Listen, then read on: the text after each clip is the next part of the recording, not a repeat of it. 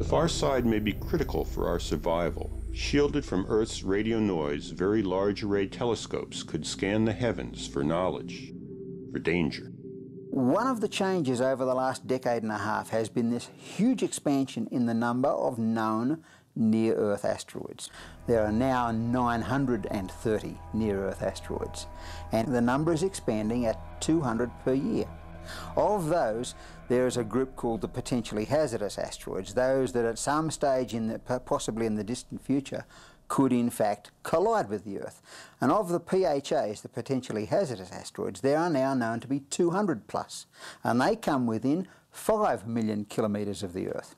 Some of these things are floating lumps of solid stainless steel that are as big as a mountain. Some of these things are so loaded up with hydrocarbons that if you could theoretically bring them back to the Earth, they would supply you with more oil than 100 Saudi Arabias. Some of them are known to be dormant comet cores that are essentially huge floating icebergs in space. Think about resources for the future of mankind, and especially when we hear scare stories about the impending exhaustion of Earth's resources. Don't worry. We've developed space technology. We have developed the ability to operate in space and to touch those resources for the first time, to assess them, to extract them, and to use them. Among other things, that kind of access to the solar system allows us to treat the small bodies that otherwise would threaten us with collisions as mine sites, as resources. The resources are not trivial. The asteroid Amun contains more metals than have been mined by every nation on Earth in the entire history of mankind.